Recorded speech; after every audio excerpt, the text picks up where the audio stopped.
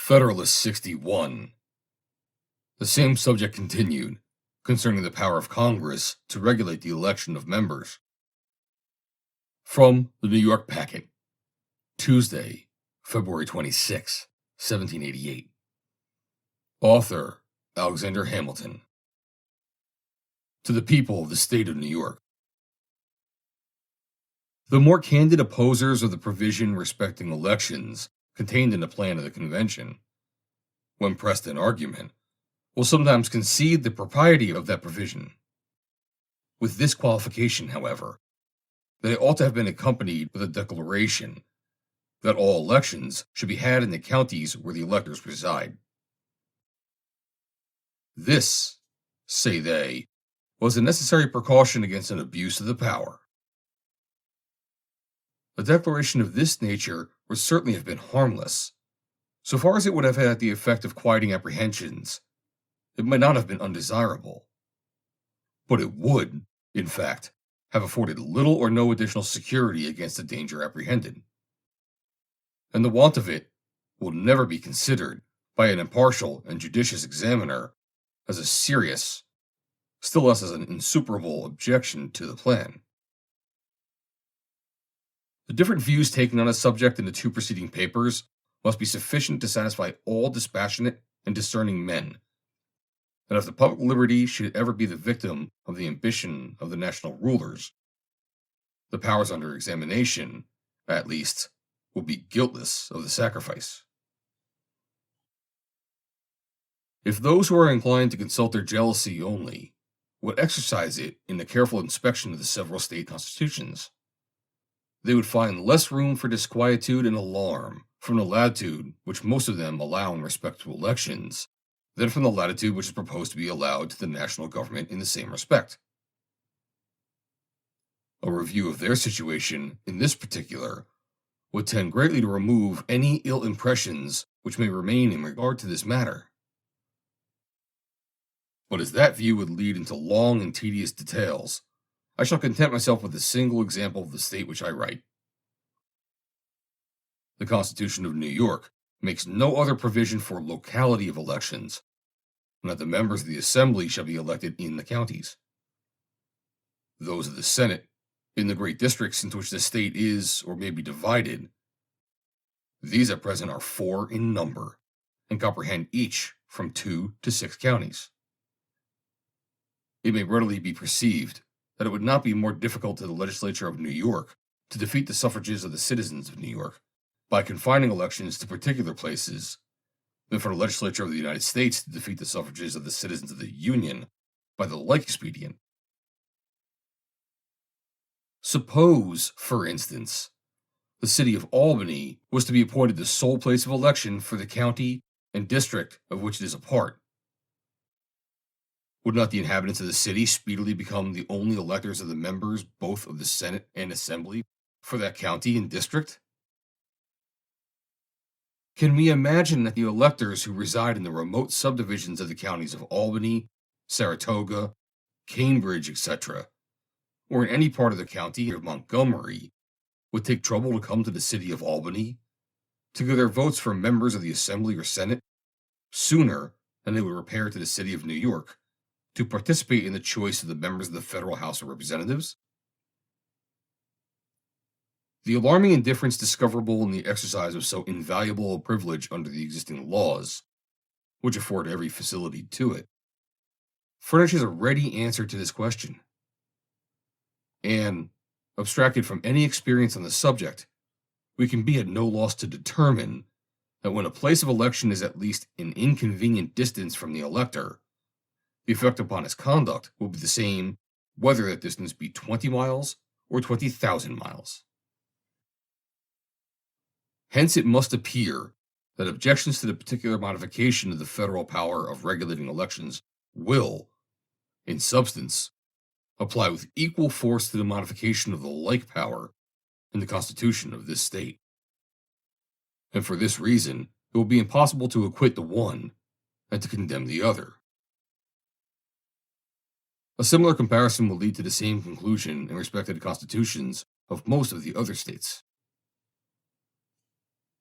If it should be said that defects in the state constitutions furnish no apology for those which are to be found in the plan proposed, I answer that as the former have never been thought chargeable with inattention to the security of liberty, where the imputations thrown on the latter can be shown to be applicable to them also, the presumption is that they are rather the cavilling refinements of a predetermined opposition than the well-founded inferences of a candid research after truth. To those who are disposed to consider, as innocent omissions in the state constitutions, what they regard as unpardonable blemishes in the plan of the convention, nothing can be said. Or, at most, it can only be asked to assign some substantial reason why the representatives of the people in a single state should be more impregnable to the lust of power, or other sinister motives, than the representatives of the people of the United States.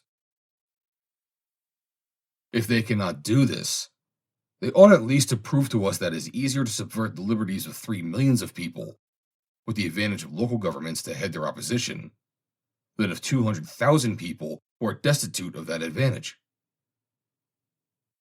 And in relation to the point immediately under consideration, they ought to convince us that it is less probable that a predominant faction in a single state should, in order to maintain its superiority, incline to a preference of a particular class of electors, than that a similar spirit should take possession of the representatives of 13 states, spread over a vast region, and in several respects distinguishable from each other by a diversity of local circumstances, prejudices, and interests.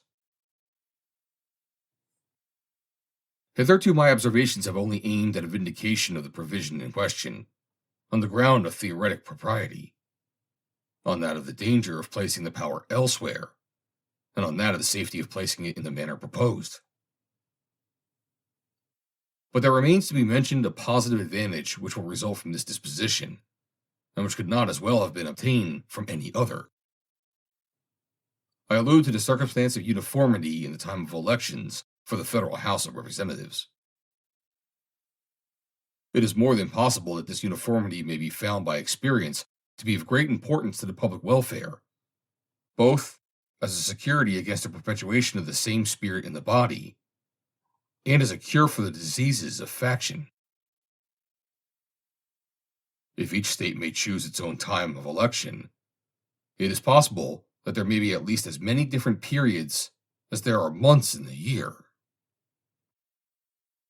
The times of election in the several states, as they are now established for local purposes, vary between extremes as wide as March and November.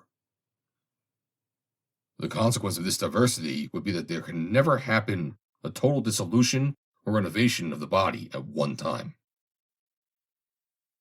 If an improper spirit of any kind should happen to prevail in it, that spirit would be apt to infuse itself into the new members, as they come forward in succession. The mass would be likely to remain nearly the same, assimilating constantly to itself its gradual accretions. There is a contagion in example which few men have sufficient force of mind to resist. I am inclined to think that treble the duration in office, with the condition of a total dissolution of the body at the same time, might be less formidable to liberty than 1/3 of that duration subject to gradual and successive alterations. Uniformity in the time of elections seems not less requisite for executing the idea of a regular rotation in the Senate, and for conveniently assembling the legislature at a stated period in each year.